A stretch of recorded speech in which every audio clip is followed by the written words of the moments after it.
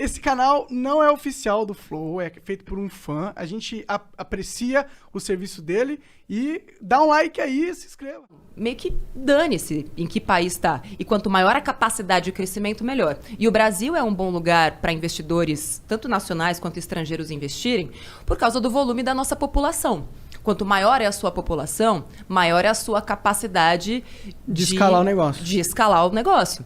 Como um podcast como esse, por exemplo. Cara, tem milhares, milhões de visualizações.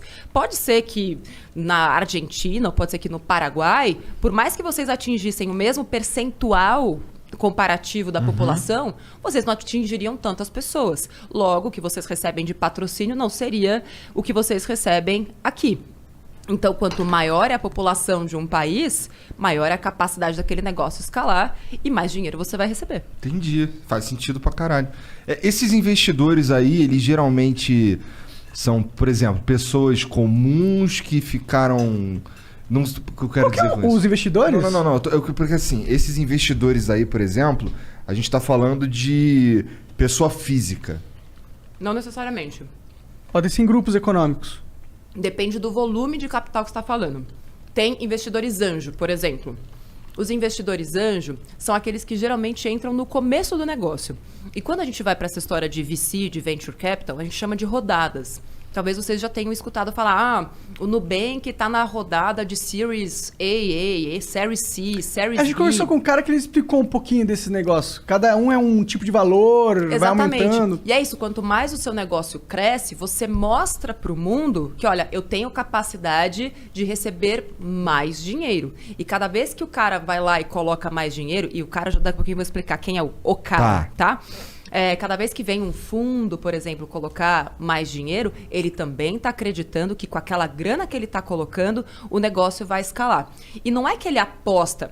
Quando uma empresa, vamos colocar o Nubank, por exemplo, que já está, né, no ápice do negócio, ele vai lá e se abre para receber mais capital, ele tem um plano de negócios extremamente detalhado, com uma previsibilidade do que vai acontecer nos próximos anos, nos próximos meses. Então, ele chega para um investidor, por exemplo, lá no comecinho. Vou contar o que está acontecendo comigo. Nesse momento, eu estou entrando como investidora numa empresa, startup, que está bem no comecinho. Então, eles mostraram para mim como que, com aquela grana, eles imaginam crescer nos próximos 3 anos. Eles têm detalhadamente o que vai acontecer em cada etapa. E é claro que ao longo do caminho algumas coisas podem mudar, mas é como se fosse uma hipótese. Se tudo que eles colocaram ali acontecer, então a capacidade daquele negócio de escalar daqui a 3 anos é gigantesca. Então, isso me mostra que faz sentido eu colocar o meu capital ali dentro daquela empresa. Eu falo, beleza, vamos apostar. Só que eu estou no comecinho, estou entrando bem, né, no comecinho da empresa. Quando a gente for fazer a próxima rodada, se tudo der certo, a grana que vão colocar vai ser muito maior. E aí, quando você vai para rodadas mais altas, a gente já está falando de fundos de investimentos. Então, por exemplo, tem o SoftBank, que é um dos mais conhecidos. São fundos bilionários, trilionários, muitas vezes, que estão lá com muito dinheiro e são empresas que se conectam para formar um fundo. Tem alguns fundos que olham para setores específicos. O SoftBank, por exemplo, investe muito em empresas de tecnologia ligadas a mercado bancário, financeiro, edtechs, Esse SoftBank é um negócio chinês, não é? SoftBank, se eu não me engano, é chinês ou japonês. Eu conheci o CEO deles. Eu lembro de ter visto uma reportagem do CEO deles, que era um cara famosão lá. Isso. E era a primeira vez que iam dar tanta grana para um cara, alguma Exatamente. coisa assim. Eu participei 2 anos atrás de um evento bem bacana chamado Brasil at Silicon Valley, que foi lá no Vale do Silício. E ele estava lá. E foi legal porque ele estava contando o que ele enxerga nas empresas. Esse cara não era o CEO, ele é como se fosse esse olheiro. Ele está para o mercado de empresas como o olheiro... Tem outro nome? É olheiro mesmo. É olheiro. Tá para o futebol. E ele está falando, olha, nós estamos agora disponibilizando 5 bilhões de reais para a América Latina. na época. Então é isso, tipo, se você tá atento a tudo isso, pô, o SoftBank tá... Tem 5 bilhões de dinheiro aí que podia ser meu. Para 2020. Só 2020? Só 2020. Então eles já gastaram essa grana aqui no Provavelmente Brasil? sim, provavelmente sim. Só que a América Latina é grande, né? Ah, a gente não tá jogando sozinho. Você tem México, você tem outros países. Mas o que você, como empreendedor ou empreendedora brasileira, vai fazer pra, pô, pelo menos uns 10 milha aí eu consigo. Mas é também entender, se você é muito pequenininha, um banco desse não tem interesse. Ele está colocando muita grana porque ele quer muito retorno. Nesse caso, pode fazer sentido mais o investimento anjo. E eles colocam essa grana, eles compram parte da empresa normalmente? Sim. Normalmente, sim. Depende muito do tipo de acordo que você vai fazer. Então, por exemplo... Tu agora é sócia dessa startup que você tá... O que a gente faz? Eu não sei se essa empresa vai dar certo ou não. Eu ainda não quero entrar com o meu nome no capital social. Porque para mim, até porque eu já tenho uma empresa, seria um risco alto. Então, o que eu faço? Existe algo no Brasil que é como se eu tivesse a opção de compra. Então, eu falo para vocês o seguinte. Monark, eu quero comprar 20% aqui do Flow Podcast, mas para isso acontecer, eu quero ter reservado 20% e eu garanto agora já para você, como se fosse um empréstimo, 300 mil reais por 20%, eu sei que é pouco, mas já tô pechinchando. Tá bom. 300 mil reais. A gente é ciumento. E daqui a... Por isso que ele tá te perguntando. Porque pra gente captar um bagulho desse aí, a gente ia ter que fazer ir no psicólogo, tá ligado? É que tem que ter um porquê. Se não tem porquê, não tem porquê fazer. Eu até hoje não tenho sócio na minha empresa. Eu sou a única sócia da minha empresa. Eu também sou assim. Tipo, pra que você vai fazer? Eu tô muito bem sozinha. Assim, só do que mal acompanhada. E aí eu falo, beleza, só que pra eu entrar com o meu nome aí mesmo, daqui a 2 anos essa empresa tem que estar faturando pelo menos 20 milhões por ano. Se isso acontecer, eu entro com o meu nome no capital e beleza, e posso até colocar mais uma grana lá no futuro. Então eu tenho uma opção de compra. Eu já te libero essa grana agora, mas eu só vou converter isso em ações da empresa mesmo lá na frente, se aquilo que a gente está colocando em contrato hoje acontecer de fato. Então, e se não acontecer, você só perdeu sua grana e tá livre para ir embora e não tem encheção de saco. A gente fica feliz, tá todo mundo bem, eu não entro na sua empresa, não aconteceu nada demais, você pegou a grana, você tentou, você deu o seu melhor e tal, mas infelizmente não rolou. Saquei. Ah, interessante. Isso aí parece pro cara, pro investidor anjo é uma boa, né? Que só tem ganhos, né?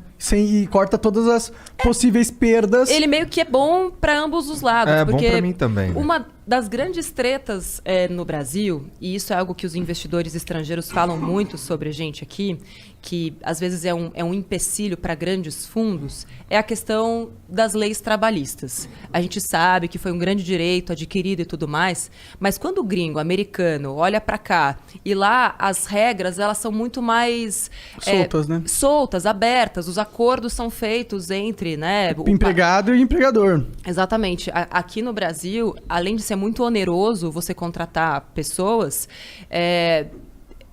o risco que você corre de pegarem a tua grana até na pessoa física, caso você tenha alguma questão trabalhista, e a gente sabe que tudo tem seus prós e contras, né? Enfim, a gente sabe que tem muito dono de empresa filha da puta. Infelizmente. Que explora as pessoas. Exatamente. Só que é um longo caminho que a gente precisa sempre ficar atento, entender, o que impede... Eu, pessoalmente, não gosto do CLT. Eu acho que a gente tá jogando um jogo...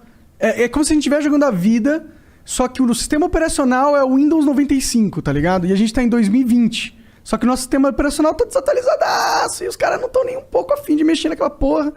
E aí fica falando... Eu sei que é direitos conquistados e tal, e é importante. E, trabalho escravo. Tem gente... Eu vi uma notícia de uma mulher que tava 20 anos sem receber, trabalhando na casa dos caras, dos patrões, tipo, empregada, tá ligado? Trabalho escravo. Isso rola. E tem que ter lei pra proteger. E até em grandes empresas. Tem construtoras grandes que têm alguns processos por trabalho escravo. Porque paga pouco pro cara. E garante alguma coisa pra ela. Você tá no Nordeste, mão de obra barata, tal. Vou te levar pra São Paulo pra trabalhar lá. E o cara fica em condições subhumanas de trabalho. E ele, não, mas ele tava recebe um prato de comida, às vezes menos do que um salário mínimo, sabe? Tipo, e aí é que tá. A gente tem muito ainda pra pra crescer, acho que como cultura, assim, sabe? Eu acho que o problema principal... Acho que esse problema é criado por uma junção de dois fatores, que é a mentalidade de se dar bem, filha da puta, do brasileiro em geral, e o estado de pobreza que esses caras que são contratados se encontram. Então o cara, ele tá muito fudido. Sim. Ele tá muito fudido. Então ele meio que vai ali e ele recebe em esperança, sabe? E o cara tá se aproveitando dessa esperança do cara que tá muito fudido. Porque ele é um filho da puta. E aí junta esses dois fatores, aí dá merda. Eu acho. Minha cabeça. Aí é que tá, eu acho que é muito por causa disso que é tão difícil a gente combater corrupção no Brasil. Porque se eu tô fazendo a coisa certa, eu tenho o sentimento de que eu tô sendo idiota. É. E a gente não pode perpetuar essa cultura do que fazer certo é ser idiota. Existe muita gente correta, existe muita gente que paga bem, existe muita empresa que colabora, que ajuda o funcionário e que, enfim, tá trazendo pessoas que antes não tinham condições para uma vida completamente diferente. É difícil a gente saber se é minoria ou maioria, porque, infelizmente, para quem faz sucesso no Brasil hoje, já vem um monte de gente. Isso o Tom Jobim falava desde lá, né, da década de 60, que fazer sucesso no Brasil é uma ofensa, e para muita gente é, porque sempre vão achar que você fez alguma coisa errada, que você deu algum jeitinho. No caso de mulher, que você deu para alguém. Sempre vai ter isso. Só que se quem faz a coisa certa não vier, dar a cara a tapa e falar, você que se foda com o seu preconceito, vai estudar a minha história e para de ser preguiçoso. Se a gente não trouxer isso cada vez mais à tona, a gente vai perpetuar isso que no fim é uma falácia.